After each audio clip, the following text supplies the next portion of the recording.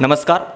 कित्येक दिवसांपासून साठवून ठेवलेल्या त्याच्याच आठवणींची वृत्तपत्रांची कात्रणं आता मला फेकून द्यावीशी वाटायला लागतात. रोज रोज टीव्ही न्यूज चॅनलच्या माध्यमातून समोर येणाऱ्या त्याच्या असंवेदनशील जखमा आता मला माझ्या हृदयातनं पिळवटून टाकाव्याशा वाटायला लागतात.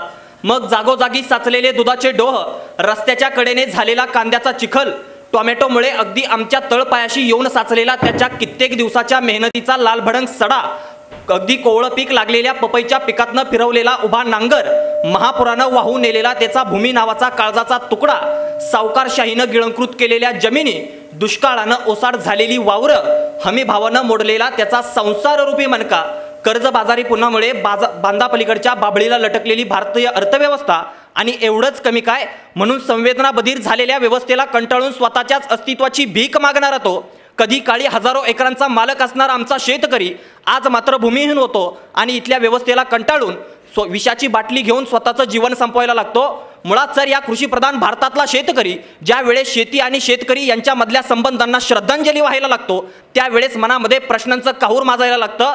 खरं तर गाडी, बंगला, पैसा, सिंहासन या सर्व गोष्टींनी परिपूर्ण असतो त्याला राजा म्हटलं जातं. परंतु यामधली कुठलीच गोष्ट उपलब्ध नसताना काळ्या मातीत रात्रंदिवस काबाड कष्ट करून स्वतः चटणी भाकरी खातो, परंतु संपूर्ण जगाचं पोट भरतो आणि साध्या झोपडीमध्ये आपलं जीवन जगतो, त्या शेतकरी राजाची पदवी मला मोठेपणाची वाटायला लागते. अर्थात याच विषयावरती व्यक्त होण्यासाठी मी स्पर्धक कोड क्रमांक 88 आपल्या समोर विषय मांडतोय. शेतकरी राजा पदवी मोठ्यापणाची. डॉक्टर, इंजिनियर, वकील, आमदार, खासदार, मंत्री यांच्यासारखी कुठल्याच शासकीय किंवा सरकारी कार्यालयामध्ये रजिस्टर नसलेली, आयुष्यभर हजारो परीक्षांचा सामना करून सुद्धा एकाही परीक्षेचं सर्टिफिकेट नसलेली, कुठल्याही शासकीय वेतन नसलेलं आमच्या शेतकरी राजाची पदवी मला मोठेपणाची वाटायला लागते.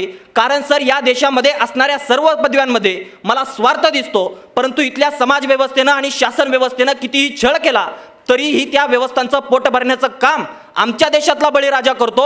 म्हणून मला त्याची पदवी ही मोठेपणाची वाटायला लागती. मुळात सर, शेतकरी राजा ही पदवी मला मोठेपणाची वाटती, त्यातलं मोठेपण मला समजलंय हो, परंतु माझ्या आजूबाजूला असलेल्या व्यवस्थेला ते मोठेपण समजलंय का हा प्रश्न सरळ मनाने माझ्यासमोर निर्माण व्हायला लागतो.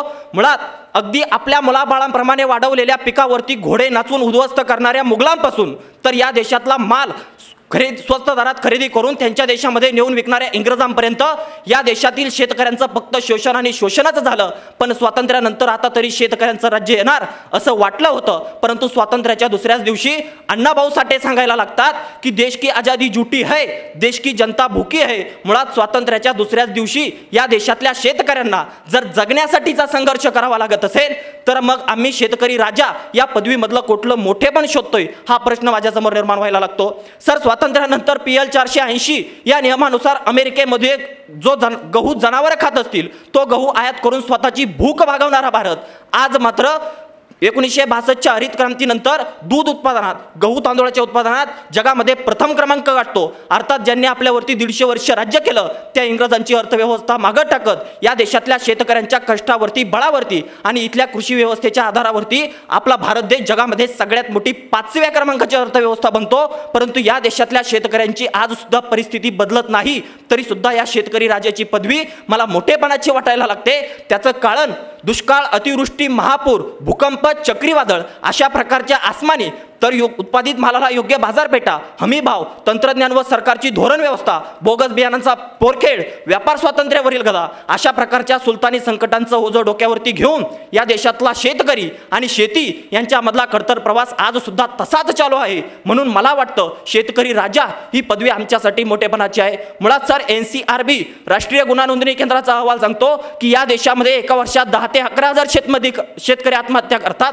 असर म्हणजे annual survey of education report त्यांनी आत्ताच नुकताच सादर केलेला अहवाल असं सांगायला लागतो की या देशामध्ये त्यांनी केलेल्या 1,15,000 विद्यार्थ्यांच्या सर्वेक्षणानुसार फक्त 25% विद्यार्थी हे शेती क्षेत्राचा अभ्यास करतायत, शेती क्षेत्रामध्ये करिअर करू पाहतायत आणि त्यातील फक्त 2.3% विद्यार्थीच शेती क्षेत्रामध्ये अभ्यास करतायत. म्हणजे सर, ज्या देशातील 60 ते 70% लोक हे कृषी क्षेत्रावर अवलंबून आहेत त्या देशातील तरुण आज जर शेतीकडे पाठ फिरवत असतील तर ही आमच्यासाठी सर्वात मोठी शोकांतिका काय म्हणजे सर या देशामध्ये वकील, डॉक्टर, इंजिनियर, आमदार, खासदार यांच्या मुलांना वकील, डॉक्टर, इंजिनियर, आमदार, खासदार होणं योग्य वाटतं, परंतु ज्या शेतकऱ्याला आम्ही राजा म्हणतो त्या शेतकरी राजाच्या मुलाला मात्र आज राजा होणं योग्य वाटत नाही. हे आमच्यासाठी सर्वात मोठं दुर्दैव आहे. म्हणजे सर मध्यंतरी आपल्या सरकारनं मेरी मिट्टी मेरा देश अशा प्रकारची योजना आणली होती आणि या योजना अंतर्गत देशामधील माती गोळा केली जात होती. मला वाटतं आता माती गोळा करून काही फायदा होणार नाही.